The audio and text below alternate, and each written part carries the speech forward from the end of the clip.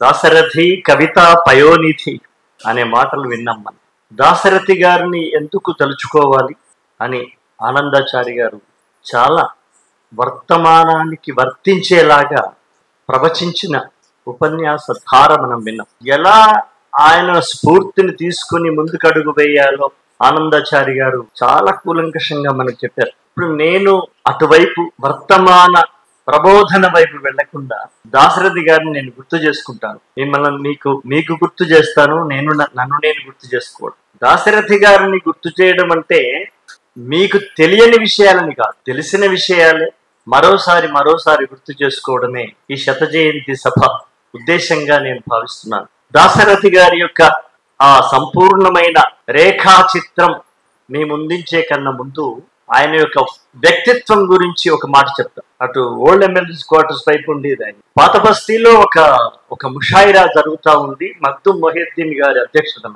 మగ్దుమ్ మొహిద్దీన్ గారు అధ్యక్షతగా ఉన్నాడు అంటే ఆ సభ అద్భుతంగా రక్తి కడుతుంది. ఎందుకంటే మగ్దుమ్ మొహిద్దీన్ గారిలో కూడా దాశరథి గారి లక్షణాలు ఉన్నాయి. మొహిద్దీన్ గారి లోపల దాశరథి గారి లోపల మొహిద్దీన్ గారి లక్షణాలు ఉన్నాయి. ఏంటివంటే శృంగారము, అంగారం. హే ఆజాద్ హే జంగే, ఆయన మిల్క్ చెలో అని మగ్దుమ్ గారు సరిగ్గా అలా అంటున్నా, ఒకవైపుకి వస్తే ప్రేయసి, ప్రేమ, ఆ ఆవరణంలో కూడా ఆయన కలం చిందులాడింది మగ్దుమ్ గారు. మనం ముగ్ధులమయ్యేంత అద్భుతంగా ప్రేమ కవితని చెప్పిన మగ్దుమ్ గారిలో అధ్యక్షతన జరుగుతా ఉంది ఒక ముషాయిరా పాత బస్తీలో. దాశరథి గారు రెడీ అయ్యారు. తాను కూడా ఆ కవిత్వంలో పాల్గొనేటువంటి అవకాశం అంటే ఆహ్వానం అందింది. గబగబా రెడీ అయిపోయి బయటికి వచ్చారు. పాత బస్తీకి వెళ్ళాలి. అప్పుడు రిక్షాలే కదా, ఆటో రిక్షాలు కూడా లేవు. ఏ రిక్షాను ఆపినా ఎవరు అవట్లేదు. తర్వాత ఒక ఆయన స్పీడ్ గా వెళుతుంటే బైసాబ్ జర రోకో అంటే టక్కున ఆపినాడు ఆయన. మేజర్ ఓల్డ్ సిటీకి జానా హై సాబ్ ముజే బహుత్ అర్జెంట్ హై, నాకు చాలా అర్జెంట్ ఉంది, సారీ నేను మిమ్మల్ని ఎక్కించుకోలేను అంటే, కాదయ్యా నేను అక్కడ ఒక ముషాయిరాకి వెళుతున్నాను అన్నప్పుడు ఆ రిక్షా అతను దాశరథి గారిని గుర్తుపెట్టారు. ఓ అంతని ఠీకే సార్ బయటే మాట్లాడుతూ వెళ్తున్నారు. గబగబా స్పీడ్ గా వెళ్తున్నాడు రిక్షా తమ్ముడు. వివరాలు అడుగుతా ఉన్నాడు దాశరథి గారు. అలా వెళ్ళారు సభా స్థలికి వచ్చారు. ఆ సభా స్థలికి వచ్చే ముందు ఇంకొక 2 నిమిషాల్లో రిక్షా ఆగుతుండగా ఆపి జల్దీ హైనా క్యూ అన్నాడు దాశరథి గారు. అప్పుడు గుప్పమన్నటువంటి ఒక పరిమళం వచ్చే మాట చెప్పినాడు ఆ రిక్షా అతను. సార్ మేరా నామ్ యూసఫ్ హై, मैं भी ये मुशायरे में शायर जैसा आ रहा हूं. ఆశ్చర్యపోయినాడు దాశరథి గారు. నాకు కూడా ఆహ్వానం ఉంది సార్, అందుకే నేను స్పీడ్ గా పోదామన్నాను. సరే మీరు ఇటే కదా అని కూర్చోబెట్టుకున్నాను సార్. అప్పుడు దాశరథి గారు దిగి ఒక మాట అంటాడు. అది మనం ఎప్పుడు నా హృదయంలో నన్ను బాగా కలవరపరిచేటువంటి మాట. అంటే నేను సాటి కవుల పట్లను, సాటి మిత్రుల పట్లను, సాటి స్నేహితుల పట్లను ప్రేమగా ఉండాలి, అనకువగా ఉండాలి, ధ్యేయంగా వినయంగా ఉండాలి అని నా జీవితానికి నేర్పించిన పాఠం ఆయన సమాధానంలో. ఆయన ఏమన్నాడంటే, క్యా భాయ్ నువ్వు కవివని నాకు నువ్వు మధ్యలోనే చెప్పొచ్చు కదా, చెబితే సగం దూరం నువ్వు నన్ను రిక్షా దొక్కినావు కదా, మిగతా సగం దూరం నిన్ను రిక్షాలో కూర్చోబెట్టుకొని నేను నడిపించేవాడిని కదా. That is Dasarathi. దాశరథిని, ఆయన కవిత్వ తత్వాన్ని, ఆయన యొక్క విప్లవ చైతన్య ధారని మనం అర్థం చేసుకోవడం జరిగిన ఆయన వ్యక్తిత్వ ప్రవర్తన ఎంత మానవీయంగా ఉంది అనేది ఈ రోజు మనం గుర్తుంచుకోవాల్సిన అవసరం. 4 పుస్తకాలు వచ్చినంత మాత్రాన నేను మహాకవిని కదా, నన్ను ముందు పిలవాలి వినయ్ గారు, వారిని ఎందుకు ముందు పిలిచారు, అది ప్రోటోకాల్ కాదు కదా అన్నటువంటి డైలాగ్, నా మొహం మీద అన్నటువంటి డైలాగ్ నేను ఎదుర్కొని ఉన్నాను. ఇలాంటి వ్యక్తిత్వం కలిగినటువంటి కవులను చూస్తున్న కాలంలో ఆయనను నేను ఎప్పుడూ గుర్తు చేసుకుంటాను. అది ఆయన కవిత్వం, ఆయన యొక్క ప్రవర్తనత్వం. ఇక ఆయన గురించి గాలిబుని ఎందుకు అనుకున్నాడు, ఆ గాలిబులో ఉన్నటువంటి ఆ పదాన్ని ఎలా చెప్పినాడు. దాశరథి గారిలో అంగారం విప్లవం అనుకుందాం. అంగారం ఎన్ని పాళ్లలో ఉంటుందో శృంగారం కూడా అన్ని పాళ్లలో ఉంటుంది. ఇది అభ్యుదయవాదులు, మిత్రులు, అవపక్ష మిత్రులు కావచ్చు, మేధావులు కావచ్చు, అది కొంచెం మమ్మల్ని ఇబ్బంది పెట్టే మాటలు అంటుంటారు. ఏం ప్రేమ పాటలయ్యా బాబు అని. కానీ మాకు దానికి కూడా దాశరథి గారు, శ్రీశ్రీ గారే మాకు మార్గదర్శకులు. ఆయన ఎంత తీయని పెదవులే ఇంటిని, అదేనా మీరు ఇప్పుడు చెప్పింది?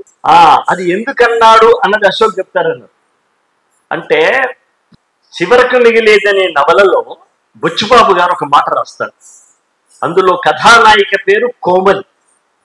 ఆమె ఎంత కోమలంగా ఉంది, ఎంత సున్నితంగా ఉంది, ఎంత వెయిట్లెస్ గా ఉంది అనే విషయాన్ని బుచ్చిబాబు గారు ఏమంటారంటే, కోమలి ఆ గడ్డి మైదానంలో పడుకొని ఉంది. ఆమె లేవగానే ఆమె బరువు తొలగగానే అలా వాలిన గడ్డి మొక్క మళ్ళీ నిలబడింది అని రాస్తారు. అంటే ఈమె ఎంత బరువు అలకగా ఉందో, ఎంత సుకుమారంగా ఉందో, ఎంత కోమలంగా. అంటే ఎందుకంటే ఎవరో రాజుల కథలలో 7 మల్లెల పువ్వెత్తు రాకుమారి అన్నట్టుగా అంత సుకుమారమైన అమ్మాయిని చెప్పడానికి బుచ్చిబాబు గారు అలా రాస్తే, ఆమె ఎంత సుకుమారి ఈ బాలామణి అంటే, ఏదో రోడ్డు మీద నుంచి మెట్లు దిగి సభకొస్తే కాళ్ళు నొచ్చినాయంటే పర్వాలేదు, కానీ ఏళ్ళ కాళ్ళు నొచ్చే బాలామణికి రాత్రి ఎవరి స్వప్నసీమ కేగి వచ్చేది. అంటే కలలో పోయినా కూడా కాళ్ళు కందిపోయేంత సుకుమారపు మల్లె రేకుల పాదాలన్నమాట. దాశరథి గారి యొక్క ఆ సౌకుమార్యమైనటువంటి ఆ సున్నితత్వం, అందమైన ఆ అమ్మాయిని వర్ణించేటువంటి హృదయ విశాలత్వం, విమలత్వం, ప్రేమతత్వం. ఇంకా ఒకటి అంటాడు సార్ ఆయన, ఆ నట ఇతని సంగతి ఏంటో తెలుస్తానని అని వస్తుందంట. ఎవరు? ఆ అమ్మాయి. అది గాలిపుదే. నేను దాశరథి గారి గురించి చెప్పచ్చు. ఆమె నడుము బిగించుచుంటివి నన్ను తునుమ, నన్ను లేకుండా చేద్దామని నడుము కొంగు చెక్కిందంట అని. ఇతను అంటాడు తేలిగ్గా, నడుము బిగించుచుంటివి నన్ను తునుమ, నాకు తెలియనులే నీకెంత నడుము గలదో. వీటికినంత నడుము లేదు, నువ్వు నాది కొంగు బిగిస్తావమ్మా అని చెప్పడం. ఆమె యొక్క నడుము ఎంత మల్లెతీగలా ఉందో చెప్పడానికి ఒక అద్భుతమైనటువంటి పార్శ్వాన్ని, అద్భుతమైనటువంటి వర్తూలమైనటువంటి కవితా రేఖను గీస్తాడు దాశరథి గారు. ప్రతి వాళ్ళు గుర్తుంచుకునేటువంటి ఒక క్యాప్షన్ కూడా రాసినాడు ఆయన. అదేంటంటే, గాలిబ్ ఏమంటాడు ఉర్దూలో, బస్క దుష్వార్ హై హర్ ఖామ్ కా ఆసా హోనా, ఆద్మీ కో భీ మయస్సర్ నహీ ఇన్సా హోనా. అద్భుతమైన మాట. ప్రతిది సులభముగా సాధ్యపడదు లెమ్ము. మీకైనా, నాకైనా, ఎవరికైనా, పెద్దలకైనా, ముందున్న వాళ్ళకైనా, ఎవరికైనా, ఏదైనా, ఇందిరా పరాశారం గారికైనా సరే, ప్రతిది సులభముగా సాధ్యపడదు లెమ్ము, నరుడు నరుడవుట ఎంత దుష్కరము సుమ్ము. ఇది కదా మనము ఆయన నుంచి మనము అందుకోవాల్సిన. నువ్వు ఏ రంగంలోనైనా, నువ్వు విప్లవ రంగంలో ఉంటావా, లేదా వినోద రంగంలో ఉంటావా, లేక మరేదైనా రంగంలో ఉంటావా, ప్రతిది సులభముగా సాధ్యపడదు లెమ్ము. ఆనందాచారి గారు నవ తెలంగాణ ఎడిటర్ స్థాయికి రావడానికి, అలా వచ్చి సాహితీ స్రవంతి మొదలు పెట్టగానే ఇలా ఆయనకు నవ తెలంగాణ సంపాదకీయ పదవి దొరకల. వినయ్ గారికి కూడా అంతే, ఎవరికైనా అంతే. ఏది సులభంగా సాధ్యపడదు, దానికి ఒక యుద్ధం చేయాలి. ఏలూరు సుధాకర్ అన్నాడు నాతో ఒకసారి తిరుపతిలో మహాసభలో. నా గురించి నేను చెప్తే, శుద్ధాలా నీ పాట వెనుక ఇన్ని యుద్ధాలా అని. అంటే ఒక యుద్ధం చేయందే, ఒక బలవ జరవ పరివర్తన జరగందే ఒక స్థానం. ఆ స్థానం నిన్నైందా గొప్పదాన్ని నేను చెప్పట్లా. ఏ స్థానమైనా సరే ఒక స్థానం రావడానికి యుద్ధం చేయాల్సి ఉంటుందని ఆయన చెప్పిన మాట. అలాగే ఆయన ఎదిగిన ప్రతి నాయకుడికి, ఎదిగిన ప్రతి కవి నాయకుడికైనా, గాయకుడికైనా, ప్రతి ఎదిగినటువంటి ఒక ఉన్నత స్థానంలో కూర్చున్న వ్యక్తికైనా ఒక మాట చెప్పినాడు. ఏమని? ఐబ్ కా దర్యాప్త్ కర్నా హై హునట్ మంది, అసద్ నక్స్ వర్ అప్నే హువా ముక్తేలా కామిన్ హూ. స్వీయ లోపము నెరుగుట పెద్ద విద్య, లోపమెరిగిన వాడే పరిపూర్ణుడరు. ఇంత బాగా నాకేదో ఇంత స్థానంలో ఉన్నాను, నేను ముఖ్య అతిథిగా వచ్చినాను అనేటువంటి ఒక వినయ అహంకారం ఉన్నా స్వీయ లోపము లెరుగుట పెద్ద విద్య అని మాలాంటి వాళ్ళకి ఎదిగినటువంటి అనేక మందికి, నాకన్నా ఉన్న స్థానంలో ఉన్నటువంటి వ్యక్తికి మీకు ఒక ఉదాహరణ చెప్తాను. చిరంజీవి గారు మెగాస్టార్, కోట్లాది మంది నాయకుడు ఆయన. ఇప్పటికీ ఆయన రేఖను దాటిన వాళ్ళు ఎవరు లేరు నా దృష్టిలో. అలాంటి చిరంజీవి గారికి కాళ్ళల్లో ఒక కాలు 2 అంగుళాలు తక్కువ ఉంటుంది పొడవు, ఒక కాలు 2 అంగుళాలు పొడవు ఎక్కువ ఉంటుంది. అది ఒక చిన్న లోపం. అంటే ఆయన సక్కంగా నడిస్తే తేడా తెలిసిపోద్ది. ఆ లోపాన్ని తెలుసుకుని ఆయన ఏం చేశాడు, ఏ కాలైతే 2 అంగుళాలు తక్కువ ఉందో దాని మీదనే కొంచెం బరువేసి ఇలా ఉంటాడనమాట. అంటే తన లోపాన్ని ఒక అద్భుతమైనటువంటి దీపంగా మార్చుకోవడం అనేది చిరంజీవి గారు చేసిన పదం. ఎంత స్థాయిలో ఉంటేనే స్వీయ లోపము లెరుగుట పెద్ద విద్య, లోపమెరిగిన వాడే పరిపూర్ణుడు. నేనున్నాను. నేను ఇవాళ ఒక 3000 సినిమా పాటలు రాసినా కూడా 3001వ పాట రాసేటప్పుడు నా రాతలో ఉన్న లోపం ఏంటో తెలుసుకోవడం. సంపాదకీయం రాస్తున్న ఆనందాచారి గారు రాశాక మళ్ళీ ఒకసారి చూసుకుని ఏదో ఒక దగ్గర ఏదో ఒక ఆషాఢపు నీడ పొడసూపినప్పుడు దాన్ని తీసేసి మళ్ళీ రాసుకోవడం, అది దాశరథి గారు నేర్పించినటువంటి విద్య. ఇలా ఆయన అనువాదం చేసిన, రుబాయిలు రాసిన ఒక అద్భుతమైనటువంటి మార్గాన్ని నిర్దేశించిన వాడు. నిప్పులోంచి అప్పుడప్పుడు పొగబుడుతుంది. అంటే వండర్ఫుల్ సార్. నిప్పులోంచి అప్పుడప్పుడు పొగబుడుతుంది, నీటిలోంచి విద్యుత్తను సెగబుడుతుంది. చివరికి చెప్పదలుచుకున్న ఆ పిడికిలి దెబ్బ ఏంటి అంటే, మన గుండె మీద ముష్టి ఘాతం ఎలా ఇస్తాడంటే, నిప్పులోంచి అప్పుడప్పుడు పొగపుడుతుంది, నీటిలోంచి విద్యుత్తను సెగపుడుతుంది, దానవతే నిండి ఉన్న ఈ లోకంలో మానవతను చాటి చెప్పే తెగపుడుతుంది అని మనలాంటి వాళ్ళ వైపు చేయి చూపించినటువంటి మహానుభావుడు. మనం తక్కువ సంఖ్యలో ఉన్నాం కావచ్చు, దానవులే ఎక్కువ ఉన్నారు కావచ్చు, కానీ ఆ దానవతను తీండ్రించి కాండ్రించి ఉమ్మివేసే ఒక మానవతను చాటి చూపే తెగలో మనం ఉన్నందుకు మనం గర్విద్దాం. మనం తక్కువ సంఖ్యలో ఉండొచ్చు, అల్పసంఖ్యాక వర్గులనే కావచ్చు, కానీ మన గురించి ఒక దిక్సూచిక కవిత మార్గం, అద్భుతమైన సూక్తిని చూపించి వెళ్ళిన వాడు దాశరథి. అయితే దాశరథి గారి గురించి మనం ఒక పెద్ద వివరంగా కాదు కానీ ఒక డేగలాగా అలా ఒక లాంగ్ షాట్, ఒక హెలికాప్టర్ షాట్ అంటాం మా సినిమా భాషలో. హెలికాప్టర్ షాట్ లో ఆయన కనుక మనం చూసినట్టయితే, గమనించినట్టయితే, శ్రీశ్రీ కృష్ణశాస్త్రుల పైన పాశ్చాత్య సాహిత్య ప్రభావం ఎవరు ఒప్పుకున్నా ఒప్పుకోకున్నా, శ్రీశ్రీ గారి మహాభక్తులు అంటే అది చెల్లదు. శ్రీశ్రీ గారి పైన, కృష్ణశాస్త్రి గారి పైన పాశ్చాత్య సాహిత్య ప్రభావం.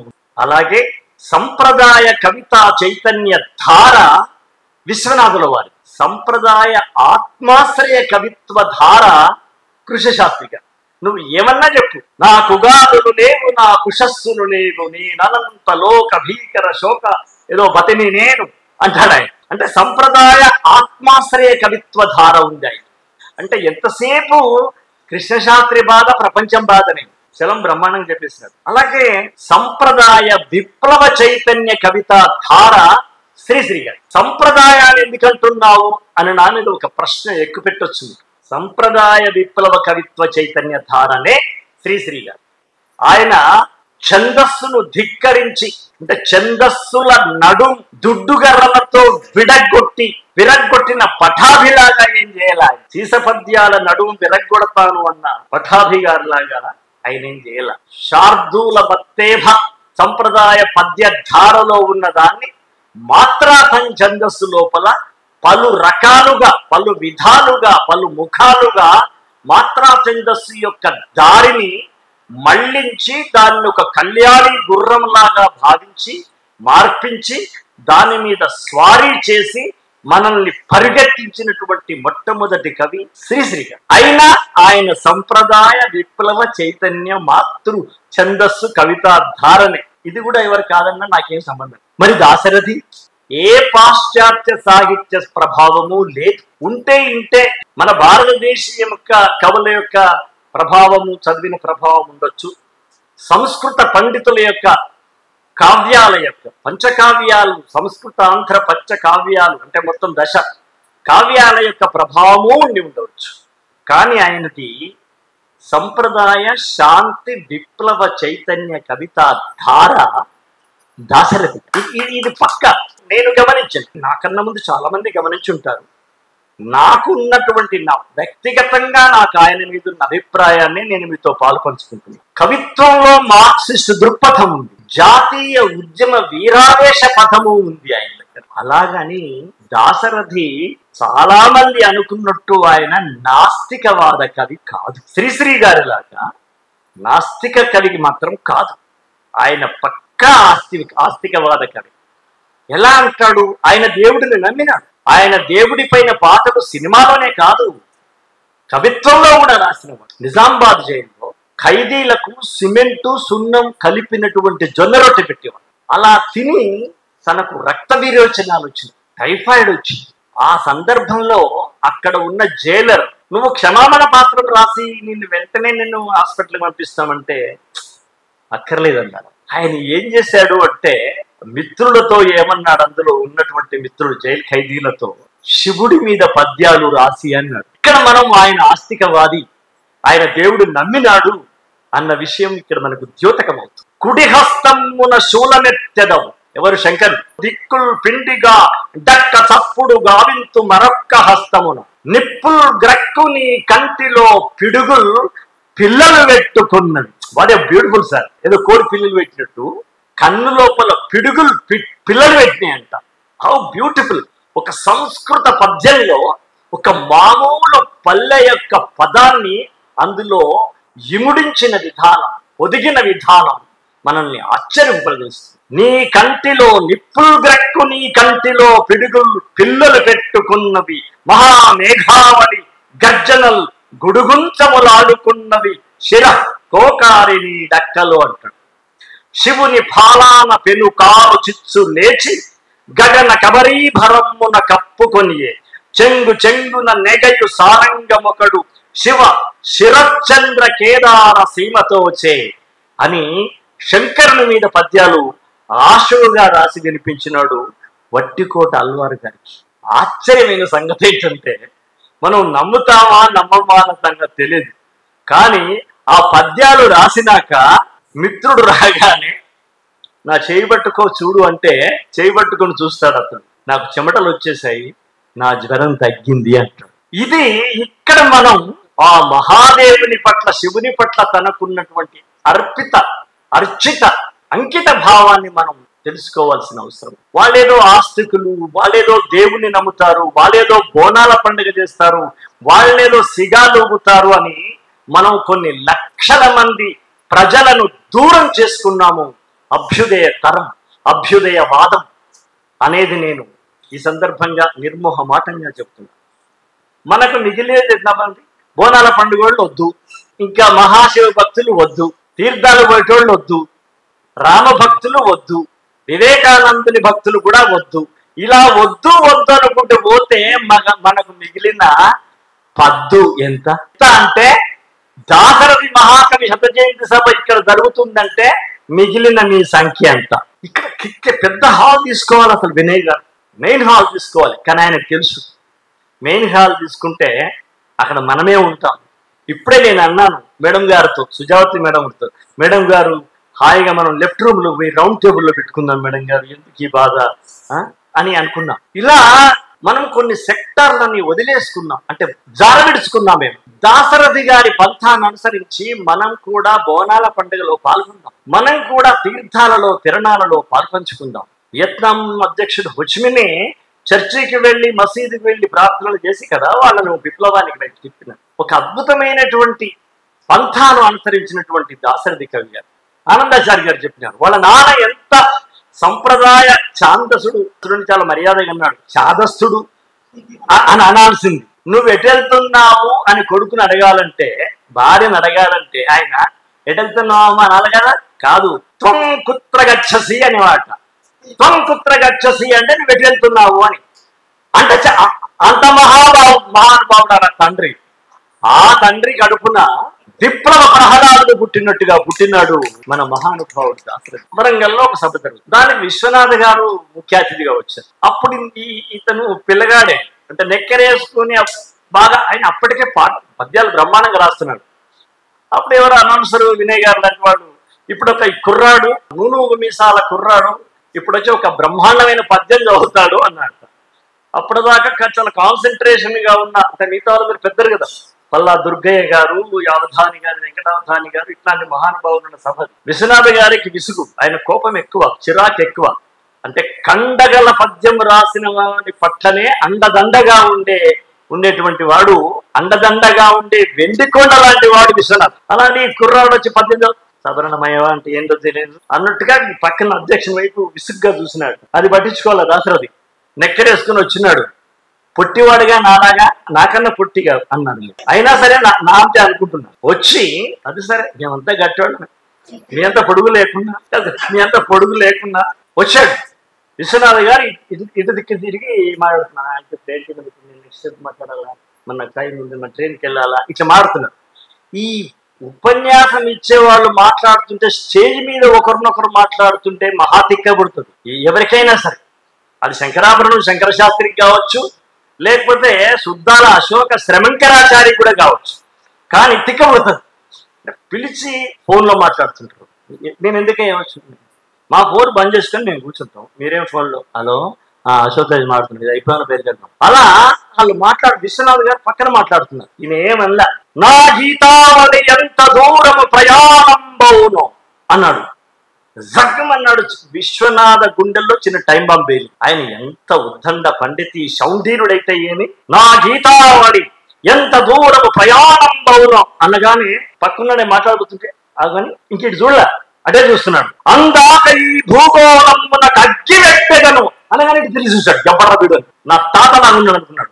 అగ్గి పెట్టెదను, ఈ భూగోళమునకు అగ్గి పెట్టెదను, నిప్పులు ఓసి హేమంత భావా గాంధర్వ వివాహమాడెదను, జోమన్యుష్ణ గోళమ్ముపై ప్రాగాకాశ నవారుణాస్త్ర జలధారల్ చల్లార్చెదను అన్నాడు. మొదలు లేచి చప్పట్లు కొట్టినవాడు విశ్వనాథ గారు. ఎంత ఛాందసుడైనా ఎక్కడ స్పార్క్ ఉందో, ఎక్కడ భగ్గుమనే ఒక విస్ఫోటనం ఉందో వెంటనే గ్రహించి అనుగ్రహించేటువంటి గొప్ప నిగ్రహం ఉన్నటువంటి వ్యక్తి విశ్వనాథ గారు.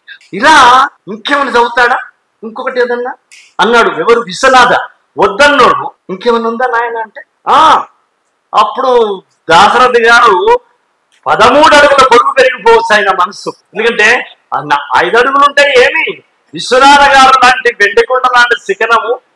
నాయన ఇంకేదైనా చదవగలవా తండ్రి అంటే ఎందుకు కాదండి, చింతల తోపులో కురియు చినుకులకు తడి ముద్ద అయిన బాలెంత ఒడిని శయించు పసిరెక్కల మొగ్గను ఓని బిడ్డకు బొంతలు లేవు కప్పుటకు. గాజాలో జరుగుతున్న విషయం.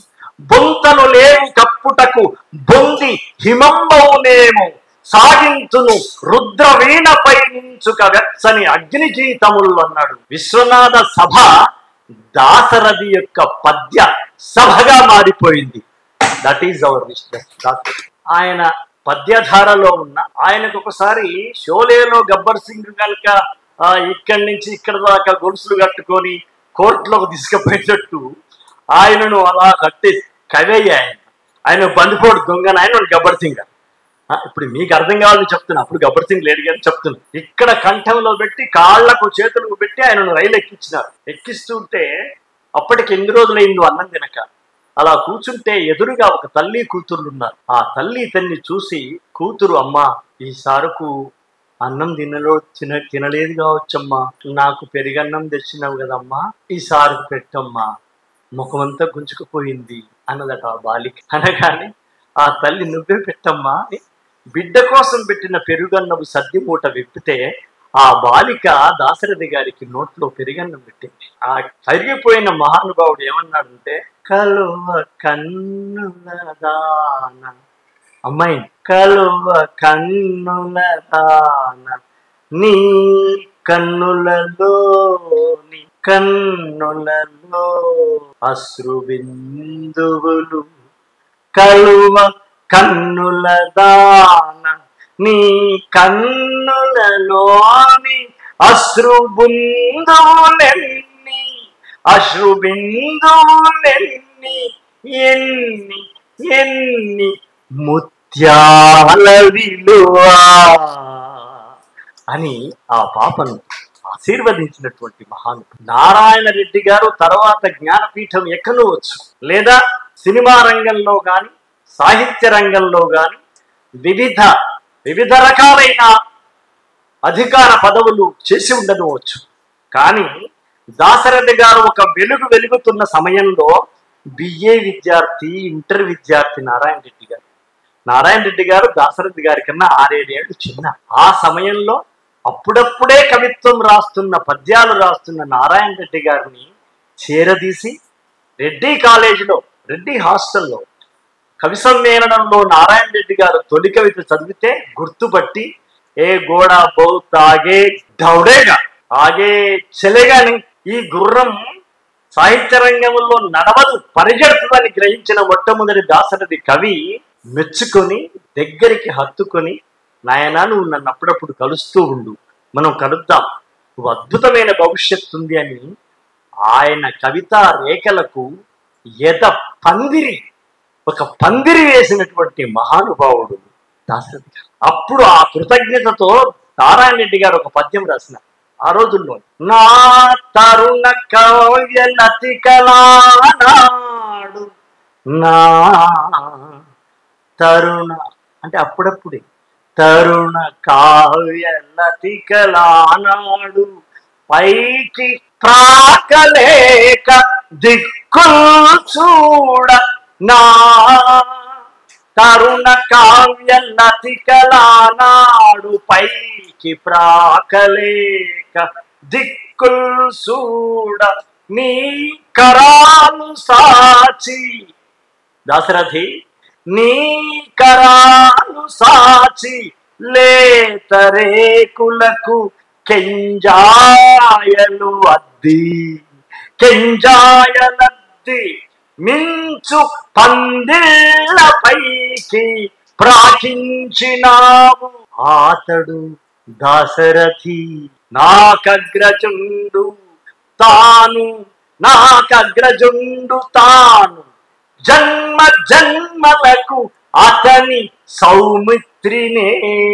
అతడు రాముడు దాశరథి, నేను ఆయనకు తమ్ముణ్ణి లక్ష్మణుణ్ణి అని దాశరథి గారిని పొగిడినటువంటి, దాశరథి గారి పట్ల కృతజ్ఞత చూపినటువంటి మహానుభావుడు నారాయణ రెడ్డి గారు. ఇక ఆయన సినిమా పాటల్లోకి వచ్చిన, ఏ రంగంలోకి వచ్చినా, ఆయన బాలగేయాలు రాసిన, గాలిబు గీతాలు అనువదించిన, ఇంకా ఏమి రాసినా కూడా అన్ని శాఖలలో కూడా తనదైన ముద్ర వేసుకొని మనం ఇవాళ గుర్తు చేసుకునేటువంటి ఒక తార స్థాయిలో నిలిచినటువంటి కవి దాశరథి. ఆయన కన్నయ్యా నల్లని కన్నయ్యా, నిన్ను కనలేని కనులుండునా, నిన్ను సేవింతురే, నిన్ను పూజింతురే, నన్ను గనినంత నిందింతురే. నాది ఆడజన్మ అనే సినిమాలో సావిత్రి నల్లగా ఉంది. అక్కడ అందరూ చిత్కరిస్తారు అత్తగారిని. ఆ దృష్టిలో నల్లని శ్రీకృష్ణుని ముందు నిలబడి ఈమె పాట పాడాలి అంటే ఎలా రాయాలి అనుకుని ఈ పల్లవితో ఆయన రాస్తాడు.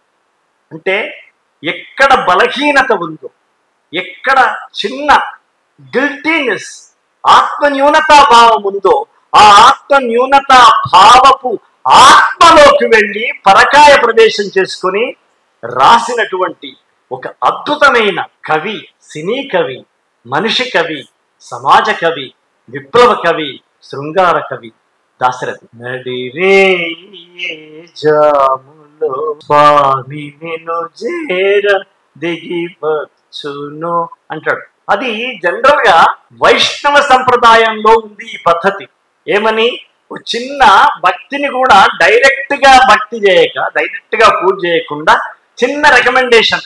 మనం ఆఫీసర్ దగ్గరికి పోయి మనకు జీతం పెంచాలంటే ఆఫీసర్ పెళ్ళాం దగ్గరికి పోయి మనం ఎట్లాగైతే అరటిపళ్ళో లేకపోతే ఇంకేదో సమర్పించుకున్న ఉద్యోగుల్లాగా, అంటే ఎన్టీ రామారావు గారి దగ్గర ప్రమోషన్ పొందాలంటే లక్ష్మీభారతికి పట్టు చీర పెట్టినట్టుగా ఈ పీట తీసుకున్నట్టుగా, ఇది నిజమే సార్. ఆ పట్టు చీర పెట్టి తాను కొత్త పీఠం మీద పట్టు సాధించాలని వచ్చిన వాళ్ళల్లో ఎర్రబెల్లి దయాకర్ రావు గారు కూడా ఒకరు. ఆయన కూడా పట్టు చీర అడిగింది.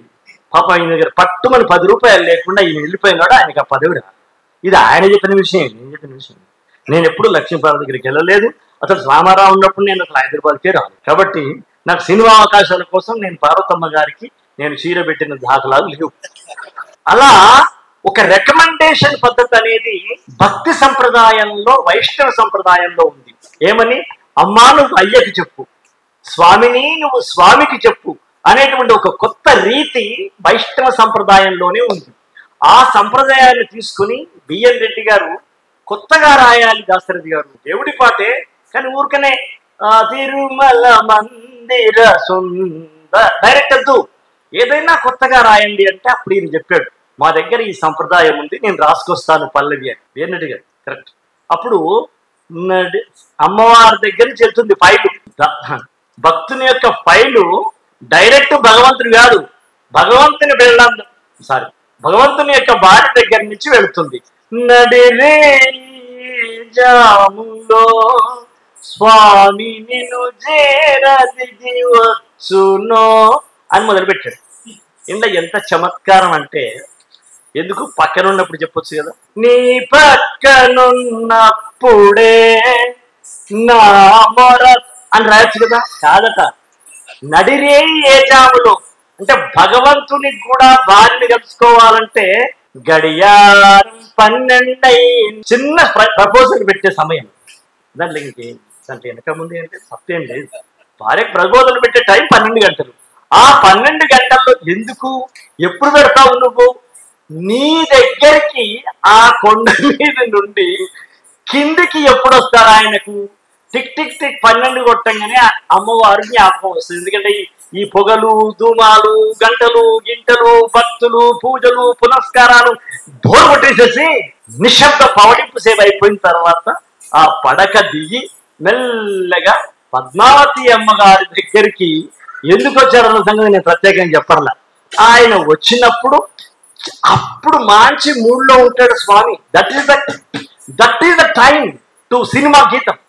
సినిమాను నువ్వు ఏ పద్ధతిలో రాసినా ఎక్కడో ఒక శృంగారం రంగరించకపోతే మా డైరెక్టర్ తీసుకో.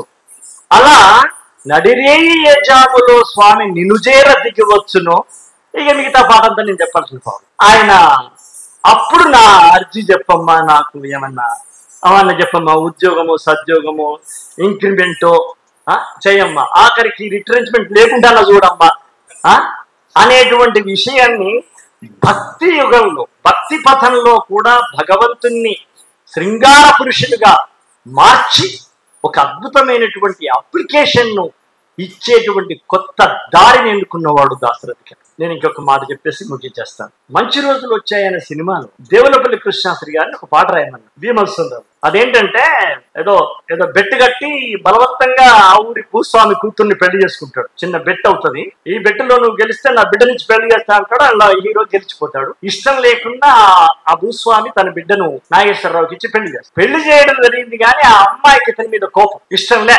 బలవంతంగా చేసినారు. అప్పుడు ఆ అమ్మాయి శోభనపు గదిలో వెళ్ళినప్పుడు ఆమె, నేను నీకు భార్యను మాత్రమే, తాళిగట్టిన భార్యను మాత్రమే, కానీ పవళింపు సేవలోకి వచ్చేటువంటి పడతిని కాదు, నీ పడక మీదికి ఎక్కను, నువ్వు అక్కడే ఉండు, నేను ఇక్కడే ఉన్నా అంటారు. కానీ భర్తగా ఆ క్యారెక్టరు భార్యను కూడా బలవంతం చేయాల. సుప్రీంకోర్టు చెప్పింది, భార్యను కూడా బలవంతం చేస్తే అది రేప్ కిందికే వస్తుందనే మాట చెప్పినారు. అది భీమసుందరరావు గారు ఆ రోజే గ్రహించినట్టుంది. ఆయన దూరంగా ఉండు అనగానే నాగేశ్వరరావు డైలాగ్ ఉంటుంది, నేను తలుచుకుంటే నిన్ను లాగి నిన్ను నేను పడవేసి నిన్ను ఏమైనా చేయి, కానీ నాకు ఆ సంస్కారం నీవు ఒప్పుకున్నప్పుడే నువ్వు నీ బిడియము సిగ్గు తప్పుకున్నప్పుడే నేను వస్తాను, అప్పటిదాకా నేను రాను అని బయటకు వెళ్ళిపోతాను. అక్కడ ఆమె పడగదిలో ఉంటది.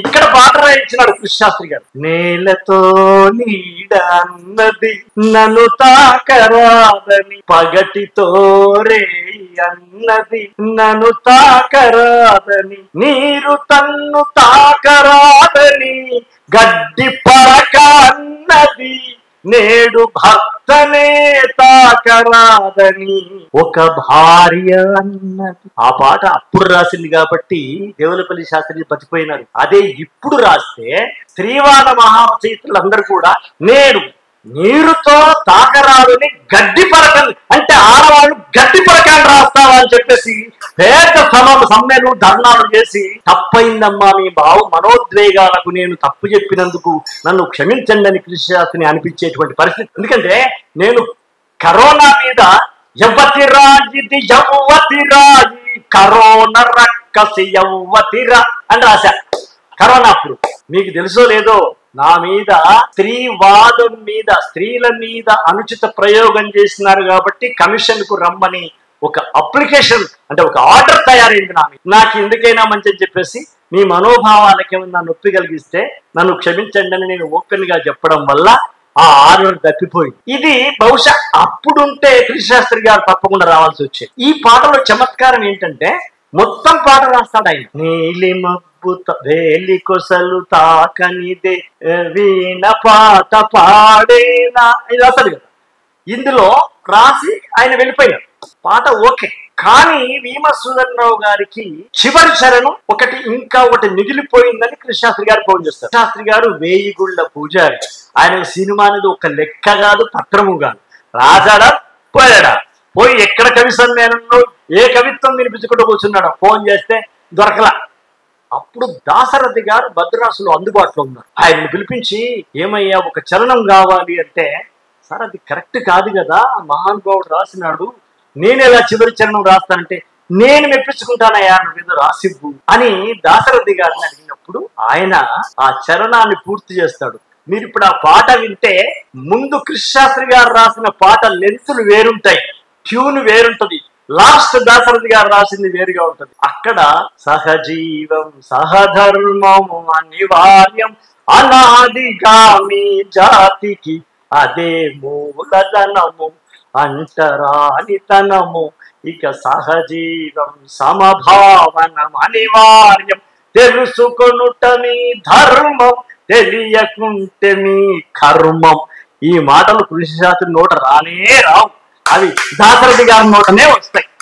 ఈ చరణం తగిలింపజేసిన వాడు మధుసూదనరావు, తగిలించిన వాడు దాశరథి గారు. ఆయన జీవితంలో సినిమా పాటల్లో గాని కవిత్వంలో గాని అనేకమైనటువంటి నిధులున్నాయి. ఆ నిధుల నదిలో నేను గ్రహించింది చెంచాడు మాత్రమే, చెంబెడు మాత్రమే.